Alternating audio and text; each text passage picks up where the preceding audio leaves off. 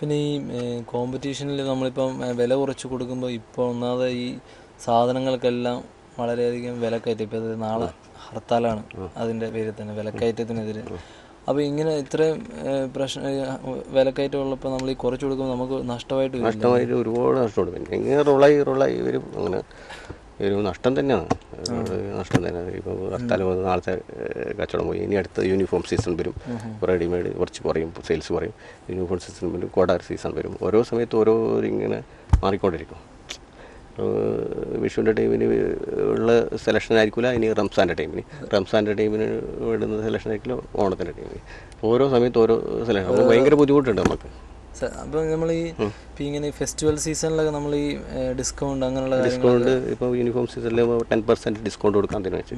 പിന്നെ ഗിഫ്റ്റ് ഉണ്ട്, മുസ്തലാലിൻ്റെ കൊട, ബുക്ക്, അതുമാതിരി നമ്മളതായിട്ടുള്ള ബുക്കുകൾ അങ്ങനെല്ലാം കൊടുത്ത് കസ്റ്റമറിനെ ഹാപ്പിയാക്കുക. അതാണല്ലേ ഒരു സ്ഥാപനം നടത്തുന്ന ആൾക്കാർക്ക് ഇത് സന്തോഷം എന്ന് പറയുന്നത്.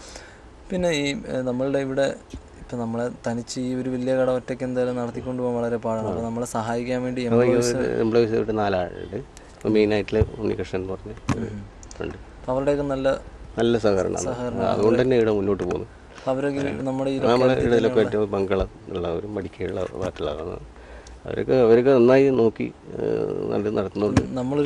ഇപ്പോൾ ഒരു സ്റ്റാഫിനൊക്കെ കിട്ടാൻ വലിയ പാടാണ്. അവർ വന്ന് നല്ല രീതിയിൽ അവരെ കട പോലെ തന്നെ നോക്കി നടത്തുന്നുണ്ട്. നമുക്ക് നന്നായിട്ട് കൊണ്ടുപോകാൻ പറ്റും. ഇവിടെ കേരളത്തിൽ ജോലിക്ക് ആളെ കിട്ടാനില്ലെന്നാണ് പറയുന്നത്. അപ്പോൾ 4 സ്റ്റാഫുണ്ട്.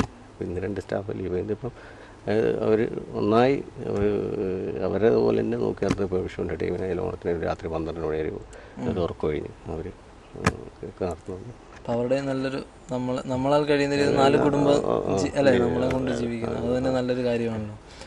പിന്നെ സാറിൻ്റെ ഈ ഫാമിലി ആരൊക്കെയുണ്ട് വീട്ടിൽ? എൻ്റെ ഫാമിലി എൻ്റെ പിന്നെ 3 മക്കളാണ്. പിന്നെ 10ാം ക്ലാസ്സിൽ പഠിക്കുന്നത്. മൂത്തത് ആൺകുട്ടി, രണ്ടാമത്തെ പെൺകുട്ടി, മൂന്നാമത്തെ പിന്നെ ആൺകുട്ടി. 10ാം ക്ലാസ്സിൽ, 7ാം ക്ലാസ്സിൽ, 3ാം ക്ലാസ്സിൽ. അപ്പം അവരൊക്കെ പേരെന്തൊക്കെയാണ്? അരുൺ. മൂത്ത എൻ്റെ മകൻ്റെ പേര് അരുൺ, രണ്ടാമത്തെ മകളുടെ പേര് ആര്യ, മൂന്നാമത്തെ കിരൺ. പിന്നെ സിസ്റ്ററുണ്ട്. 2 സിസ്റ്റർമാരും പിന്നെ ഒരു ബ്രദറുണ്ട്. നമുക്ക് തോട്ടമൊക്കെ ഉണ്ട്. ബ്രദർ ഇപ്പോൾ തോട്ടത്തിൽ പോയിട്ടാല് കടയിൽ കുറച്ച് കടയിലും ഹാഫ് ഡേ തോട്ടത്തിലായിട്ടാണ്.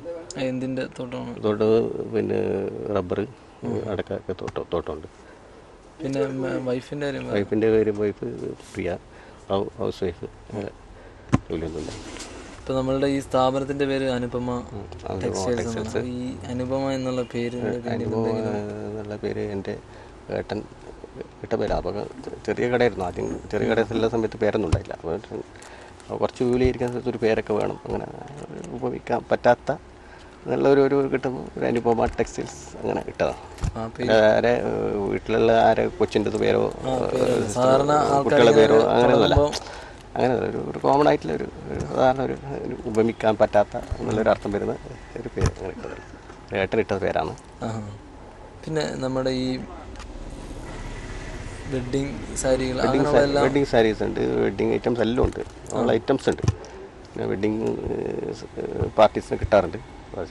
പണ്ട് ടൗണിലെ സിറ്റിയിലെ മാതിരി കിട്ടാറില്ല, അങ്ങനെ മോശമില്ലാത്ത രീതിയിൽ കിട്ടാറുണ്ട്. അതായത് ഒരു കസ്റ്റമർ എന്ത് ആവശ്യത്തിനുള്ള ഡ്രസ്സ് എടുക്കാൻ പറ്റുന്നത് അതിനെല്ലാം നമ്മുടെ ഇവിടെ കടയിൽ അവൈലബിൾ ആണ്. എല്ലാ സാധനവും ഓൾ വെറൈറ്റീസ് ഉണ്ട് നമ്മുടെ എല്ലാം ഉണ്ട്. റെഡിമെയ്ഡ് ആയാലും സാരീസ് ആയാലും ചുരിദാർ സെറ്റ് ആയാലും പിന്നെ ബ്രേസേഴ്സ് ആയാലും എല്ലാ കമ്പനിയുടെ ബ്രേസേഴ്സ് ആയാലും ഫേമസ് ഏഞ്ചൽ ഫോമിൻ്റെത്, ഇപ്പോൾ ഷർട്ടായ DHൻ്റെ ഷർട്ട്, അങ്ങനെ എല്ലാം ഫേമസ് ആയിട്ടുള്ള എല്ലാം ഏകദേശം നമുക്ക്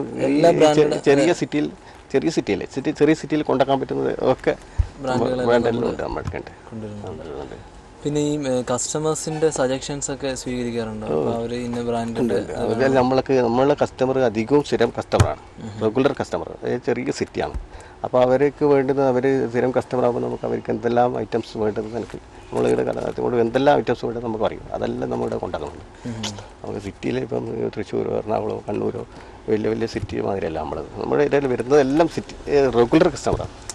അപ്പോൾ അവർക്ക് വേണ്ടുന്ന വേണ്ടുന്ന ഐറ്റംസൊക്കെ നമുക്കറിയാൻ സ്ഥിരമായിട്ട് വരുന്ന ആൾക്കാരെ അല്ലേ? പിന്നെ അത്യാവശ്യമേ ഉള്ളൂ ഇങ്ങനെ പുറത്തുനിന്ന് വരുന്ന വെളിയിൽ വരുന്ന കസ്റ്റമർ.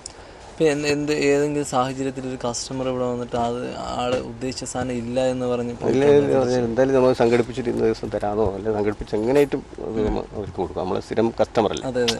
അപ്പം അങ്ങനെ അപ്പം വരുന്ന കസ്റ്റമർ ഫുൾ സാറ്റിസ്ഫൈഡോടുകൂടിയാണ്. സാറ്റിസ്ഫൈഡോടെ അല്ലെങ്കിൽ പിന്നെ ഇവിടെ ഈ ചെറിയ സിറ്റിയിൽ എങ്ങനെയും പിടിച്ച് നിൽക്കാൻ പറ്റില്ല. അവരെ പൂർണ്ണമായിട്ട് സാറ്റിസ്ഫൈഡ് ആക്കി വേണം, അല്ലെങ്കിൽ നമുക്ക് ഇവിടെ നിൽക്കാൻ പറ്റില്ല.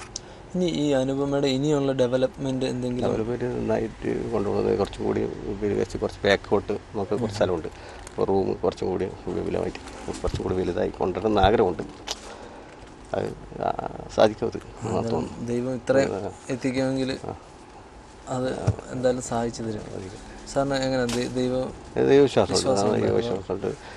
അതിൻ്റെ ഈ ദൈവത്തിൻ്റെ ശക്തി പിന്നിൽ പ്രവർത്തിക്കുന്നുണ്ടെന്ന് സന്ധ്യനാമം ചെല്ലുന്നവരാണ്. കട കൂട്ടിയിട്ട് പോയി സന്ധ്യനാമൊക്കെ ചെല്ലുന്ന ആളാണ്. കുറി തൊടുന്ന അമ്പലത്തിൽ പോകുന്ന ആളാണ്. ദൈവഭക്തി വരുന്ന ആളാണ്. അപ്പോൾ പൂർണ്ണമായിട്ടും ദൈവത്തിൻ്റെ ഒരു ശക്തി ഉണ്ടല്ലേ ഇതിൻ്റെ പിന്നിൽ? അപ്പം നമ്മുടെ ഈ പ്രോഗ്രാം ഒത്തിരി യുവാക്കൾ കണ്ടിരിപ്പുണ്ട്. ഇപ്പോഴത്തെ യുവാക്കൾ എന്ന് പറയുമ്പോഴത്തേക്ക് പെട്ടെന്നൊരു സംരംഭം സ്റ്റാർട്ട് ചെയ്ത് എടുത്തു ചാടി ഒന്നും ആലോചിക്കാതൊക്കെ എടുത്തു ചാടുന്ന കൂട്ടത്തിലുള്ള ആൾക്കാരാണ്. അത് പെട്ടെന്ന് ഫ്ലോപ്പ് ആവുകയും ചെയ്യുന്നു. അപ്പോൾ സാറിന് എന്തായാലും ഒരു 10-22 വർഷത്തിന് മേലെ നല്ലൊരു എക്സ്പീരിയൻസ് ഉണ്ട്. അപ്പോൾ ഈ ഒരു എക്സ്പീരിയൻസ് വെച്ചിട്ട് പ്രേക്ഷകർക്ക് കൊടുക്കാനുള്ളൊരു മെസ്സേജ് എന്താണ്? അവരെങ്ങനെ പോയി കഴിഞ്ഞാൽ അത് സക്സസ് ആകും?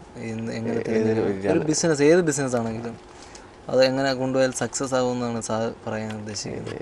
ഏത് ബിസിനസ് സക്സസ് ആവുമെന്ന് വെച്ചാൽ അത് ഇപ്പോൾ ഒരു ബിസിനസ് തുടങ്ങുന്ന ഏരിയ, അവിടെ എന്തെല്ലാം പോകും, അവിടെ വരുന്ന കസ്റ്റമർ എങ്ങനത്തത്, നമ്മളെ കപ്പാസിറ്റി, തുടങ്ങുന്നവൻ്റെ കപ്പാസിറ്റി എല്ലാം നോക്കി തുടങ്ങി. അവിടെ ഇപ്പോൾ ഒരു ടൗണ്, അപ്പോൾ അവിടെ ഒരുപാട് കടകളുണ്ടാവും. അപ്പോൾ ഇല്ല കടകളെ വീണ്ടും തുടങ്ങി.